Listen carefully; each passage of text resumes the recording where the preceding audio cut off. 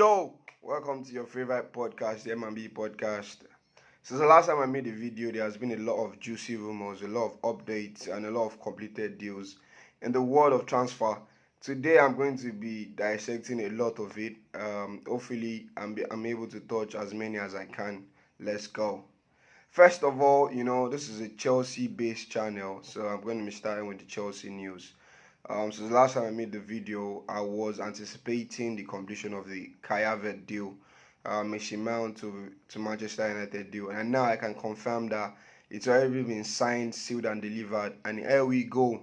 Caicedo has joined Arsenal. Mason Mount has joined Manchester United. There are rumors still in works that Cesar Azpilicueta is joining Atletico Madrid. I think that's done. Just remaining to be announced by both teams. Cesar Azpilicueta is going to be joining Atletico Madrid on a 2-year deal. What a legend he has been. In fact, he has to be one of the best signings in the history of Chelsea Football Club. Someone remember that he joined the team for £8 million in 2013, and he is the only Chelsea player in history to have won every single title that is possible to win as a Chelsea player. A legend, never complained. People used to forget that he started his career as a right back. Then there was a particular time in his career where under Jose Mourinho and Antonio Conte, where he played as the left back for like 2 years or 3 years, and he delivered fantastically well. Not forgetting that he had appeared in the Premier League team of the season while playing the left back position, even when he was a right back. And now he moved to right back. He moved back to the right back position under Frank Lampard and under Thomas Tuchel. Played at the right hand side of the three at the back, and he was still good. A captain, a leader, a legend, one of the rare gems, one of the best signings Chelsea has ever made in history. Like I said before, player that had a lot of influence in the team, especially given the fact that he was a captain, quiet, never complained when he got playing time, never complained even when he didn't get playing time, happy for the team, always galvanizing the squad. A legend, and definitely is a Chelsea legend that will be missed sorely. And it's so sad that we are unable to give him the perfect farewell with the kind of season we had, but honestly, that kind of season shouldn't take away from the greatness and from the level of legend Cesar Azpilicueta is. And I am wishing him all the best in his future endeavors and at Atletico Madrid and every other thing he desires. Moving on from Cesar Azpilicueta, the legend. Now let's talk about, for me, I call them the two idiots twins. I know there's a lot of Chelsea fans that has been crying over Mason Mount moving to Manchester United. But honestly, if you ask me, what do I think about that? I think, to be honest, first of all, it's not advisable to sell to your direct rivals, of course, to sell a top player to your direct rivals, of course. But in this kind of situation, I think Mason Mount is a player that has caused more division between Chelsea fans since his debut. He's always been a player that's been loved more by one section, maybe even obsessed by some, and hated by some. There's been a lot of PR back and forth with him. There's been a lot of PR-based posts, PR-based characteristics in him. I think he's a player. I think he's a quality player in there for sure. I think he is going to be missed. He is a player that was made from the Cobham Academy. So you know how important and how emotionally attached to Chelsea he will be, or how emotionally attached to him the fans will be. But all in all, with the way the contract negotiations, with the way the conversations and the rumor had been going on for the past 7 or 8 months, I think it was best for everybody for Mason Mount to move on. I think he needs a fresh restart in his career.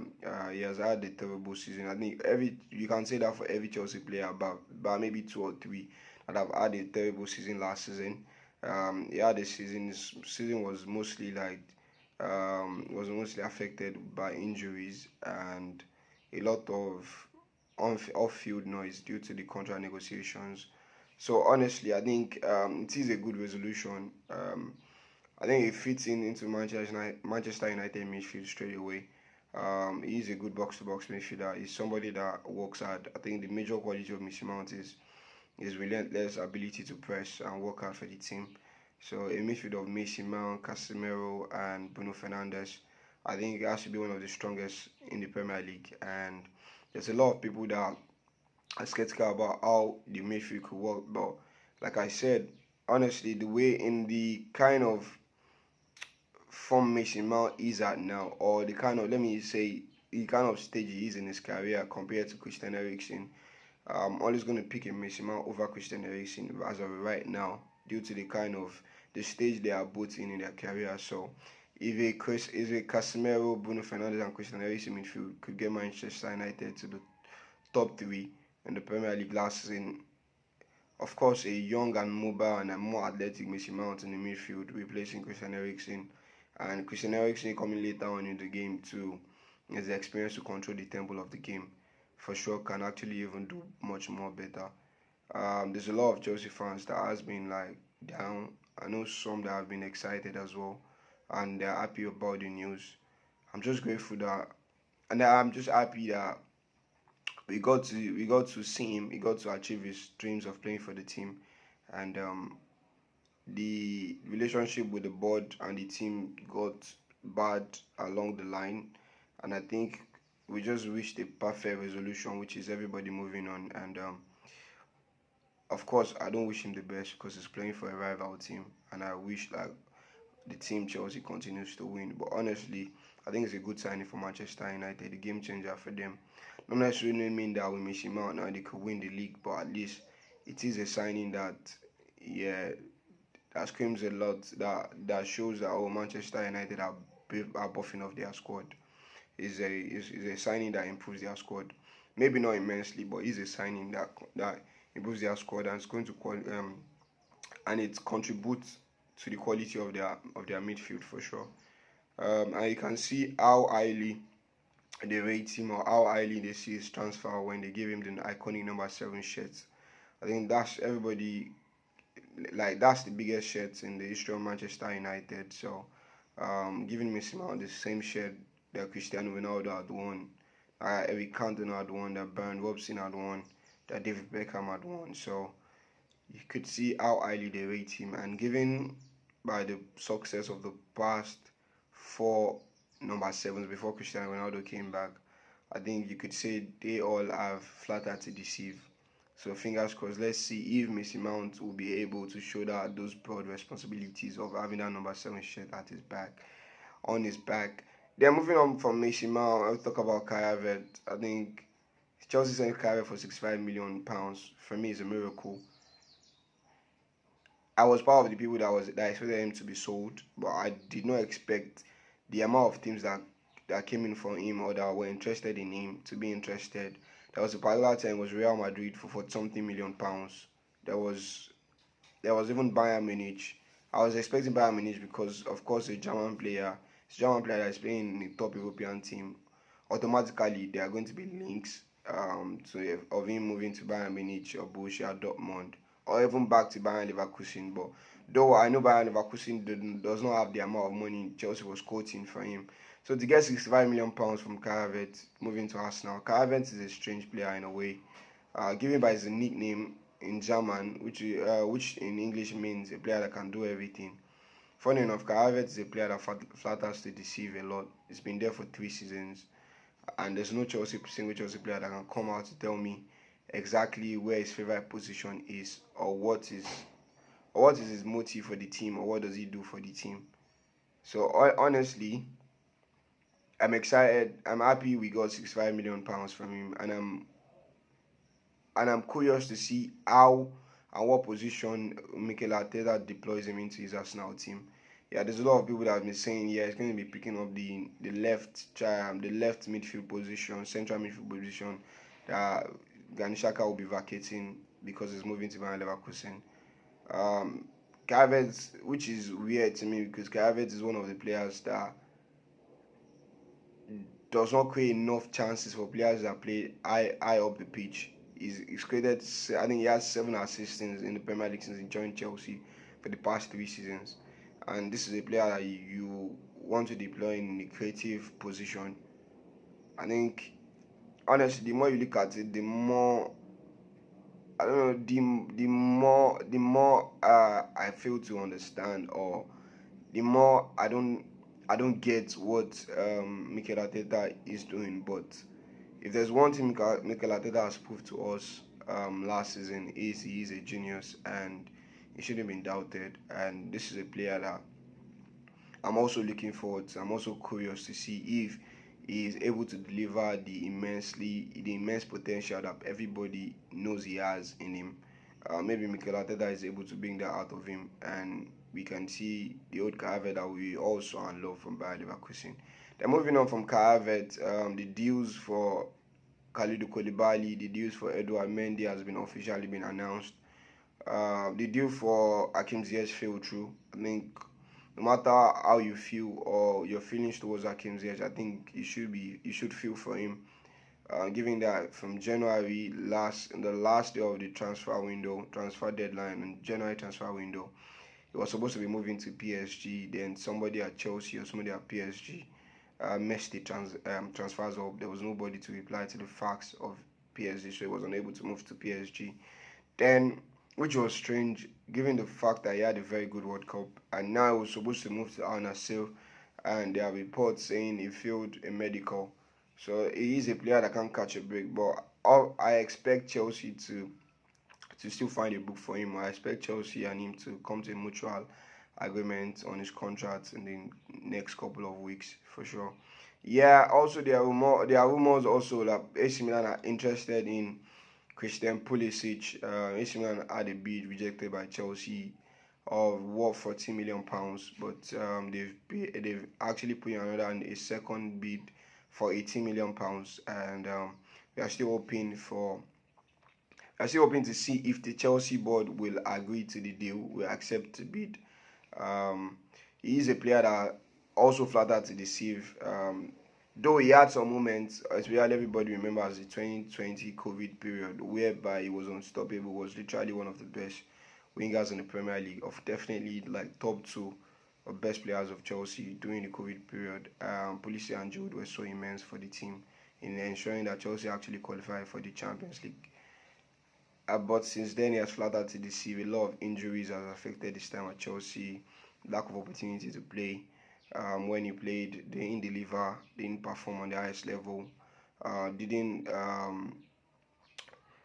He was unable to reciprocate the quality he had to replicate the quality he had on the pitch with the potential everybody knows he has.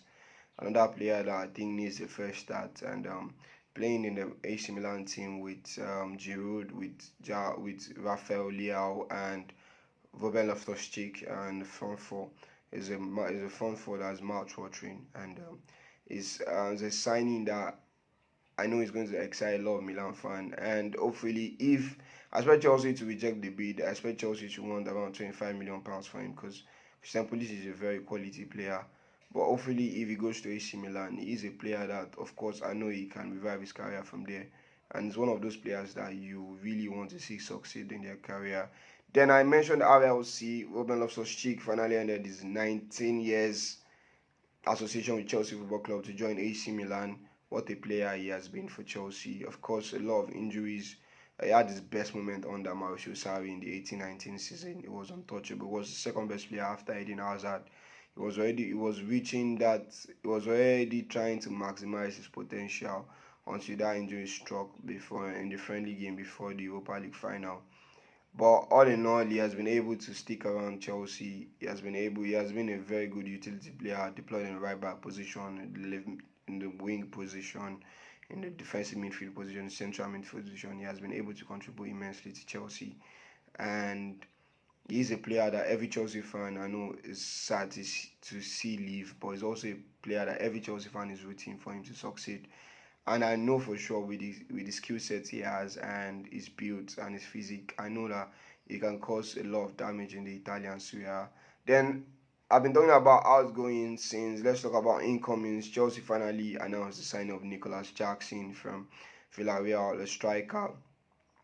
Of course, I expect Chelsea to still go in for another number nine, but Nicolas Jackson is a good signing. Is a striker that has high potential, given the fact that he had 9 goals in his last 11 games for Villarreal before moving to Chelsea. Quality player, good with his back to goal, knows how to link up the play, knows how to stretch defenses. Is a player that knows how to run behind. Is a player that actually suits the Premier League, and he's a player that every Chelsea fan is looking forward to seeing. He's a player that can play at across the front, any position across the front three. He could play as a number nine. He could play on the wing. One of the best dribblers in La Liga last season. His problem has always been him not being clinical enough, but he showed in the last 10 games of La Liga season when he had 9 in the last 10 games that he has improved on that level. So of course everybody's looking forward to seeing what he can bring to the table. I've talked about in my previous videos. In my previous videos I've analyzed Nicolas Jackson extensively. I've talked about Christopher and Kuku, and of course a signing by Chelsea that is going to be announced soon is that of Angelo Santos, from Santos. He's a Brazilian midfielder. He's a player that is going to be loaned, as we post here. He's going to be loaned to Chelsea's sister club, Strasbourg. It's a deal that has already been agreed by Santos, but subject to a medical and international clearance, is a move that is expected to go through. There's also a report Chelsea are interested in Matheus Franca, another Brazilian talent. He plays for Flamengo. He's an attacking midfielder. He is a signing that the Chelsea board sees as a player that is ready to help the first team. So that's also another signing in the works. Chelsea bid has already been accepted by Flamengo, and subject to international clearance and him getting a work permit. I think is a deal that is expected to go through. Then also Chelsea, there are rumors that Chelsea are in for Cherki. There are also rumors that Chelsea are interested in Paulo Dybala. These are top signings. Those are signings that would improve Chelsea immensely when it comes to the creative position.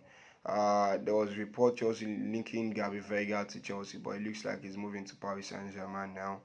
Cherki plays like a Hazard with Gen, quality on the ball and very good with both feet. Dribbles, creativity, his level of creativity is on another level. So of course, his negativity is maybe he doesn't track back or he doesn't work hard for the team defensively. But all he can do defensively compensates immensely for it in the attacking positions. It would be a very quality sign if Chelsea could get him signed. Young player, 21 years old, and still improving. One of the best players for France in their participation in the Euros under 21s, and he is going to be a signing that every Chelsea fans are going to be excited about if we eventually get him. And that can also be said for Paulo Dybala, more experienced version, and creativity is on another level. I think the only negativity about Paulo Dybala is injuries. He always seems to be injured in some part of the season.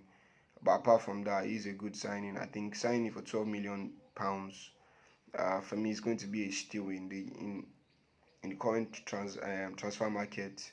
If he's signed, he's a player that is going to improve our team immensely, and he's a player that I see can actually play in any position across the front line. He could play as a first nine, he could play on the wing, he could even play as a 10 in the midfield. So he's a signing that would excite a lot of Chelsea fans. And Paulo Dybala works hard, he tracks back a lot. So of course he has that over and Cherki experience and the fact that he works hard for the team as well. Of course, the biggest one is Chelsea with Moses Caicedo. In the last video that I made, I talked extensively about the deal. The deal is still ongoing. Chelsea is still having conversations with Brighton, hoping to reach an agreement. And they've been trying to do the deals on the low. Been trying to do the deals behind the scenes with Brighton, and As soon as a new information, a update is announced, or a update has been known, I will inform you guys straight away. Until I come your way next time, I remain myself, your host, Madiba, and drop your comments and thoughts in the comment section. Please like and subscribe.